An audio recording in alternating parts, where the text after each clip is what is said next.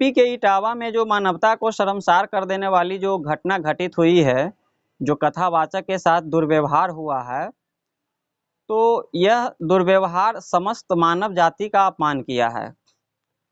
क्योंकि इस घटना के 3 पहलू हैं और आइए हम इस 3 पहलू पे नज़र डालते हैं। क्योंकि ये घटना सोशल मीडिया के माध्यम से, यूट्यूब के माध्यम से बताया जा रहा है और हम लोग दूर बैठ के इसे सुन रहे हैं। लेकिन जो घटना जहाँ घटित होती है, वहाँ के समाज के लोगों को उसकी बारीकी पूरा पता होता है कि कौन सही है, कौन गलत है।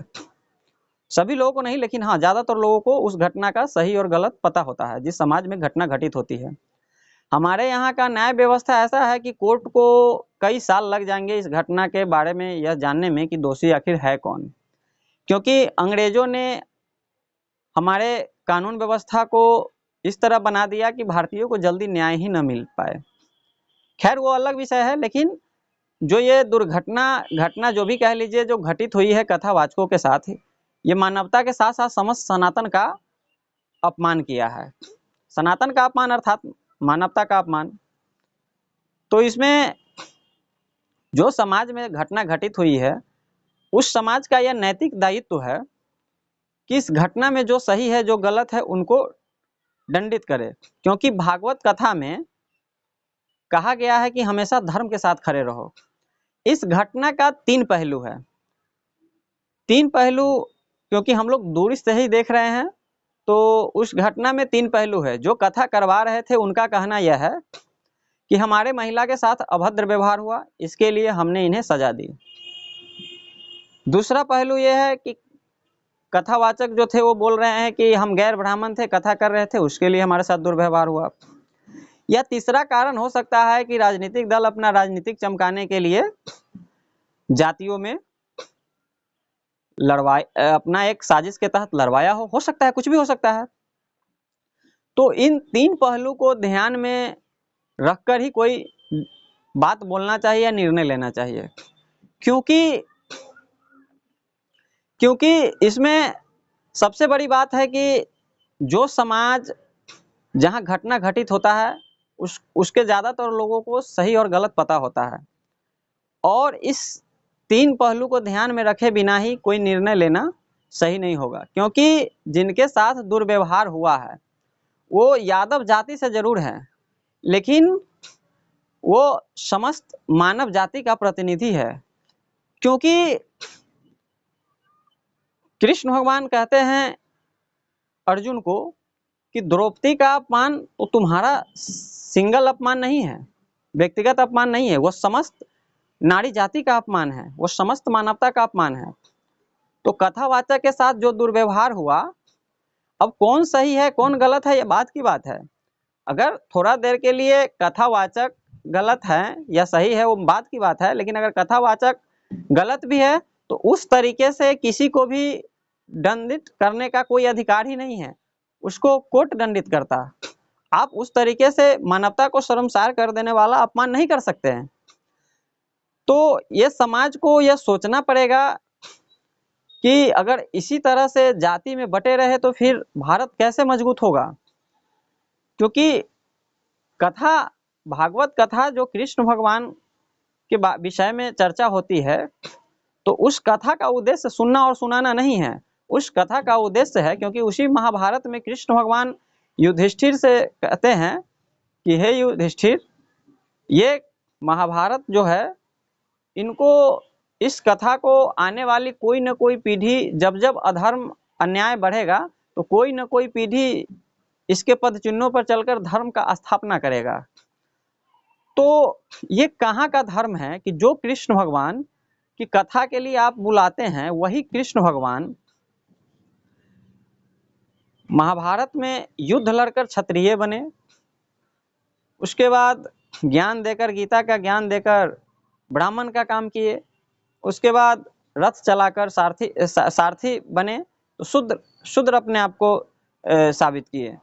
तो जो कृष्ण भगवान अपने आप को हर जगह साबित किए, तो उनका एक ही मकसद था कि व्यक्ति जन्म से नहीं कर्म से मतलब महान होता है। जो व्यक्ति जो कर्म कर रहा है वो मतलब अगर कोई व्यक्ति अगर युद्ध लड़ रहा है तो क्षत्रिय है, कोई व्यक्ति अगर ज्ञान दे रहा है तो ब्राह्मण है, कोई व्यक्ति अगर रथ चला रहा है मतलब अगर रथ मतलब चला रहा है तो वो सारथी मतलब शूद्र है। तो जो कृष्ण भगवान यह बता चुके हैं कि कोई जो कामों के आधार पे उसका निर्णय होगा कि कौन व्यक्ति क्या है, क्योंकि गुरु द्रोणाचार्य भी कहते हैं अपने पुत्र अश्वत्थामा से कि पहले मानव आया फिर जाति आया। तो फिर कोई भी जाति के आधार पे अगर आप किसी के साथ दुर्व्यवहार कर रहे हैं तो ये तो फिर गलत है, क्योंकि आज के समय में किसी भी काम पे तो किसी का अधिकार रह नहीं गया। वक्त के साथ सब बदलते हैं और आप सबको भी बदलना ही चाहिए। तो इसमें कौन गलत है कौन सही है ये कोर्ट को तो बहुत वर्षों लग जाएगा पता करने में, लेकिन उस समाज के व्यक्ति को बहुत अच्छी तरह से पता होगा। और आप लोग सही में धर्म को मानते हैं, कृष्ण भगवान को मानते हैं, तो आप लोगों को ये निर्णय लेना पड़ेगा कि आखिर क्या सच में मतलब गैर ब्राह्मण होने के कारण उन कथावाचकों के साथ दुर्व्यवहार हुआ, या कथावाचक ने उन मतलब जो कथा करवा रहे थे उनके महिला के साथ अभद्र व्यवहार हुआ किए, या फिर कोई राजनीतिक एंगल है। तो इनको सही इन मुद्दों को सही से, इन घटना को सही से उस जो जहाँ घटित हुई है वहाँ के समाज के लोग बहुत अच्छी तरह से जानते होंगे। तो इसमें कृष्ण भगवान हमेशा कहते हैं कि वो मतलब महाभारत में कृष्ण भगवान माता कुंती को बोल दे कि हे बुआ कुंती, मैं अर्जुन के पक्ष में इसलिए नहीं हूँ क्योंकि अर्जुन मेरे कुंती बुआ के पुत्र हैं, मैं अर्जुन के पक्ष में इसलिए हूँ क्योंकि धर्म उन्हीं के पक्ष में है। तो जो कृष्ण भगवान हमेशा धर्म के साथ खड़े रहें और अर्जुन को बोले कि अधर्म के खिलाफ, अगर अधर्म के पक्ष में पितामह भीष्म भी आते हैं, या तुम्हारे गुरु द्रोणाचार्य भी आते हैं, या तुम्हारे चचेरे भाई दुर्योधन भी अगर आते हैं, तो उनको दंडित करो। तो जो कृष्ण भगवान का भगवत गीता का पूरा मतलब महाभारत का उद्देश्य ही यही है, तो उनके कथा सुनने वाले लोग अगर अपना लोग या जाति देखकर सच को अगर छुपाने का प्रयत्न करेंगे तो ये तो महा अधर्म है। क्योंकि जो गलत कौन है सही कौन है ये तो अलग विषय। जो उन कथावाचकों के साथ दुर्व्यवहार हुआ ये मानवता को शर्मसार कर देने वाली घटना है, और वो सिर्फ उस कथावाचक का अपमान नहीं है, वो समस्त मानव समाज का अपमान है। क्योंकि द्रौपदी के अपमान के वक्त कृष्ण भगवान अर्जुन को कहते हैं कि द्रौपदी का अपमान सिर्फ द्रौपदी का अपमान नहीं है, वो समस्त मानव समाज का, समस्त नारी मतलब समस्त नारी का अपमान है, समस्त नारी समाज का अपमान है। तो इसके लिए उस समाज के लोगों को पंचायत बैठाना चाहिए और कानूनी तरीके से जो कौन सही है कौन गलत है, बिना यह देखे हुए कि कौन हमारे सगे संबंधी है कौन हमारे जात का है, यह बिना देखे हुए धर्म के पक्ष में खड़े रहिए। क्योंकि ये न भूलिएगा कि नारायण भी वही है जिन्हें आप विष्णु भगवान कहते हैं, विष्णु भगवान भी वही है जिनको आप गुरुवार को बृहस्पति भगवान कहते हैं, बृहस्पति भगवान भी वही है जो रामचंद्र जी है, रामचंद्र भी जी वही है जो कृष्ण जी है, कृष्ण जी भी वही है जो ठाकुर जी है, ठाकुर जी भी वही है जो सत्यनारायण भगवान है। नाम और अवतार इनके अलग अलग हैं, लेकिन ये है एक ही। इस बात का हमेशा ध्यान रखिएगा। अगर आप अपनी जाति देखकर या अपने कैटेगरी देखकर अगर आप जो गलत है उसको बचाने का प्रयत्न कर रहे हैं तो आप कभी भी श्री राम अवतार हो या श्री कृष्ण अवतार हो, ये सब एक ही हैं जो अभी मैंने आपको अलग अलग अवतार और नाम गिनाया, आप इन सब के नज़र में अधर्म ही कर रहे हैं। तो आप समाज में इस निर्णय को लीजिए, क्योंकि कोर्ट को तो बहुत वर्षों लग जाएगा ये जानने में कि कौन अपराधी गलत है कौन सही है। तो गलत हुआ है, जो गलत किया है, चाहे वो कथा करवाने वाला पक्ष गलत हो या कथा करने वाला पक्ष गलत हो, जो गलत किया है उसमें बिना जाति बिना कैटेगरी देखे हुए कि कौन आपका सगा संबंधी है, कौन आपके जाति का है, कौन अपने कैटेगरी का है, यह जाने समझे बिना ही आप एक पंचायत कीजिए, वहाँ सरपंच मुखिया जो पंचायत समिति ये सब होते हैं उनको बैठाइए और एक कानूनी तरीके से जो गलत है उनको सजा दीजिए। क्योंकि ये पूरा सनातन उसके साथ साथ पूरी मानव समाज का अपमान है। क्योंकि कोई भी व्यक्ति अगर गलत है तो उसको आप कानूनी तरीके से सजा देते, न कि ये मानवता को शर्मसार कर देने वाली घटना को आप अंजाम देते।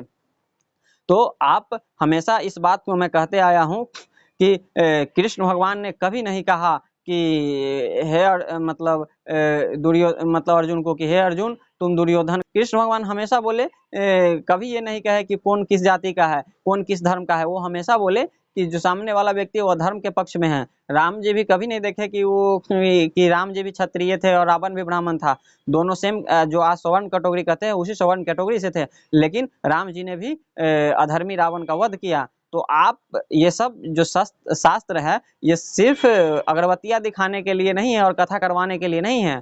ये सब जो किरदार जो भगवान निभाए हैं तो मनुष्य बनकर, मनुष्य में अवतार लेकर, तो ये उनका उद्देश्य यही है कि वो भविष्य में मानव समाज के मार्गदर्शन का काम करे। क्योंकि कृष्ण भगवान, बी.आर. चोपड़ा जी का जो महाभारत बनाया हुआ है उसमें कृष्ण भगवान कहते हैं कि मतलब हे महाराज, हे युधिष्ठिर, मतलब हे बड़े भैया युधिष्ठिर, जो भी उनको बोलते हैं कि हे बड़े भैया, युधिष्ठिर को बोलते हैं कृष्ण भगवान कि हे बड़े भैया, कि आने वाली कोई न कोई पीढ़ी इस महाभारत के पद चिन्हों पे चलकर एक धर्म को, जब भी अधर्म मतलब बलवान होने की कोशिश करेगा तब तो कोई न कोई पीढ़ी इसके मूल्यों पे चलकर, इसके पद चिन्हों पे चलकर धर्म का स्थापना करेगा। इसीलिए जो गलत है उसको समाज में बिना जाति, बिना धर्म, बिना कैटेगरी देखे हुए आप उसको दंडित कीजिए।